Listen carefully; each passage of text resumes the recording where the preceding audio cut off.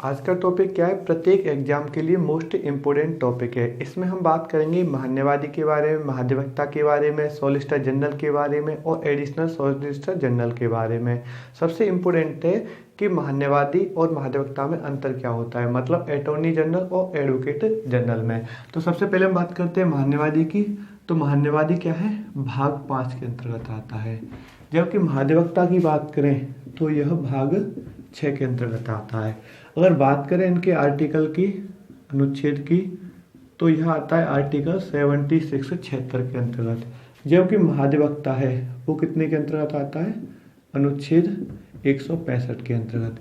याद कैसे रखना है कि हमें क्या है, 76 में से एक कम करना है 76 में से। तो एक कम करना है, उसे पहले लिख लो। 7 में से एक गया तो 6 बचे और 6 में से एक गया तो 5 बचे, है ना। तो महाधिवक्ता 165 के अंतर्गत और महान्यवादी 76 के अंतर्गत। अब बात करते हैं महान्यवादी की नियुक्ति की। नियुक्ति की शपथ और त्यागपत्र ये तीनों काम कौन करता है? राष्ट्रपति, प्रेसिडेंट ऑफ इंडिया, है ना। जबकि बात करें महाधिवक्ता की नियुक्ति की, इसकी शपथ की और इसके त्यागपत्र की, तो ये काम कौन करता है? राज्यपाल।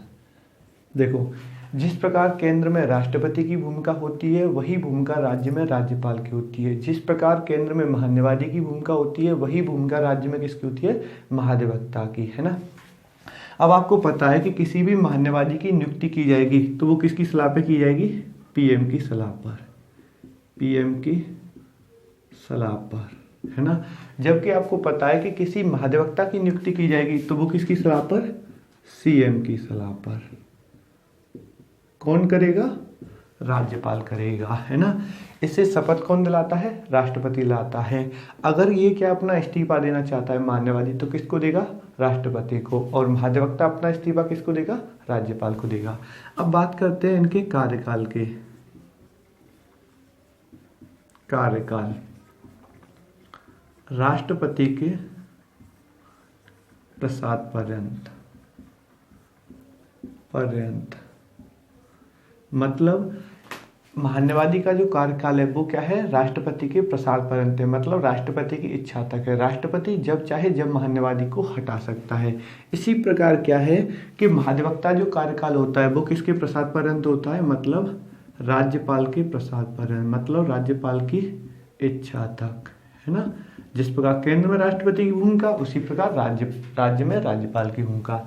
अब बात करते हैं योग्यता की। योग्यता की बात करते हैं। इसकी जो योग्यता कैसी होनी चाहिए? सुप्रीम कोर्ट के न्यायाधीश जैसी। मतलब जितना सुप्रीम कोर्ट का न्यायाधीश पढ़ा लिखा होता है उतना ही कौन होना चाहिए? महान्यवादी होना चाहिए, अटॉर्नी जनरल। इसी प्रकार क्या है कि महाधिवक्ता की बात करें, जितना हाईकोर्ट का न्यायाधीश या फिर मुख्य न्यायाधीश पढ़ा लिखा होता है उतना ही कौन होना चाहिए? महाधिवक्ता होना चाहिए, है ना। अब बात करते हैं महान्यवादी की। तो देखो, इसे क्या है? वकीलों का वकील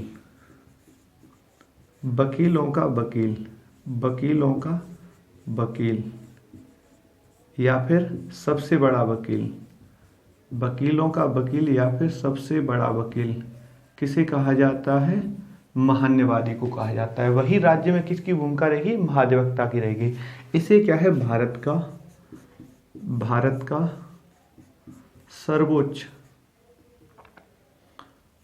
सर्वोच्च विधि या कानूनी अधिकारी कहा जाता है। मतलब भारत का जो सर्वोच्च विधि या कानूनी अधिकारी होता है वो कौन होता है? महान्यवादी होता है।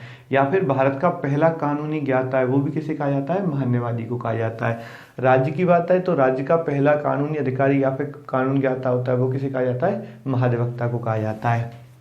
यह क्या है? अनुच्छेद 88 के अंतर्गत, 88 के अंतर्गत क्या है? संसद में क्या है? भाग ले सकता है। संसद में क्या है? भाग ले सकता है। लेकिन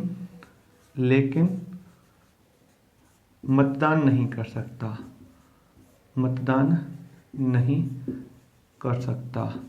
मतलब अनुच्छेद 88 में क्या है कि जो महान्यवादी होता है वो क्या है, संसद में भाग ले सकता है लेकिन मतदान नहीं कर सकता।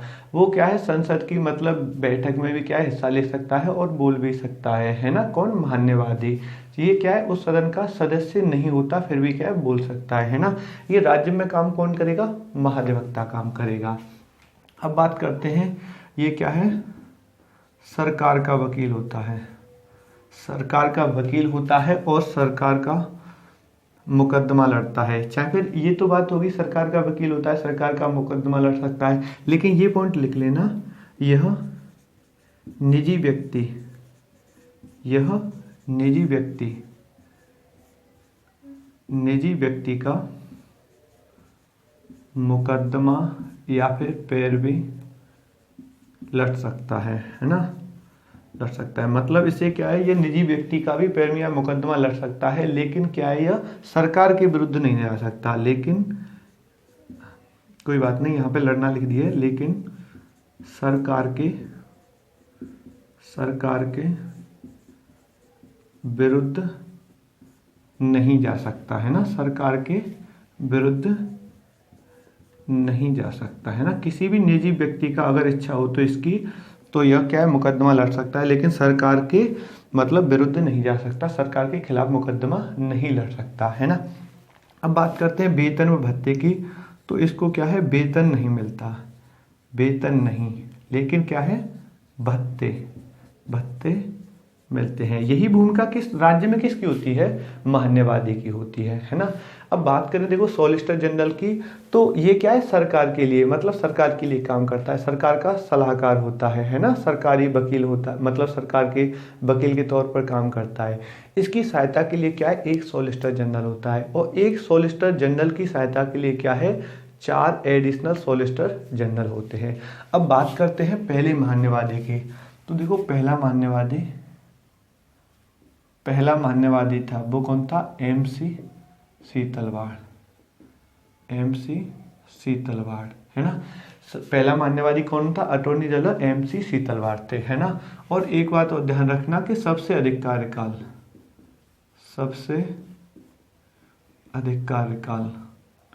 सबसे अधिक कार्यकाल है वो भी किसका है, MC सीतलवाड़ का है। मतलब ये क्या है, 1950 से लेके 1963 तक मतलब अटॉर्नी जनरल के पद पर रहे थे, कौन, MC सीतलवाड़।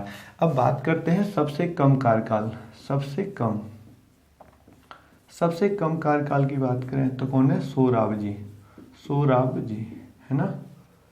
ये क्या है, 1989 से लेकर 1990 तक क्या है, महान्यवादी रहते, तो इनका क्या है, सबसे कम कार्यकाल है।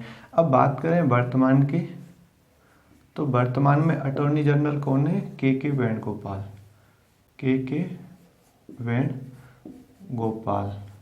के वेणुगोपाल कौन से नंबर के हैं, यह 15वें नंबर के हैं। इनकी नियुक्ति कब हुई थी, 2017 में हुई थी। किसकी सलाह पर, नरेंद्र मोदी की सलाह पर। नियुक्ति किसने की थी, राष्ट्रपति ने की थी है ना। अच्छा, तो महान्यवादी की नियुक्ति कौन करता है, महान्यवादी की नियुक्ति करता है राष्ट्रपति। महान्यवादी को शपथ कौन दिलाता है, उसे राष्ट्रपति दिलाता है। और यह अपना इस्तीफा देना चाहे तो किसको देगा, राष्ट्रपति को। जो काम केंद्र में महान्यवादी करेगा वो राज्य में कौन करेगा, महाधिवक्ता काम करेगा। जो काम केंद्र में राष्ट्रपति करता है वो काम राज्य में कौन करता है, राज्यपाल करता है। जो काम केंद्र में प्रधानमंत्री करता है वो राज्य में काम कौन करता है, मतलब मुख्यमंत्री करता है, CM करता है। इसी प्रकार लोकसभा की विधानसभा से तुलना कर लेते हैं हम, और थोड़ी राज्यसभा से मतलब विधान परिषद की मिलती जुलती तुलना कर सकते हैं है ना। तो ये क्या है उसकी। अच्छा, यूपी के महाधिवक्ता की बात करें तो यूपी के वर्तमान में महाधिवक्ता तो वो कौन है, राघवेंद्र सिंह है, जो क्या है 2017 में नियुक्त हुए हैं, किसके द्वारा, राज्यपाल के द्वारा। और 2017 में क्या है, योगी आदित्यनाथ मुख्यमंत्री बने थे, तो उनकी सलाह पर क्या है, राघवेंद्र सिंह को क्या है, महाधिवक्ता नियुक्त किया गया था। तो आज के लिए बस इतना ही। जय हिंद।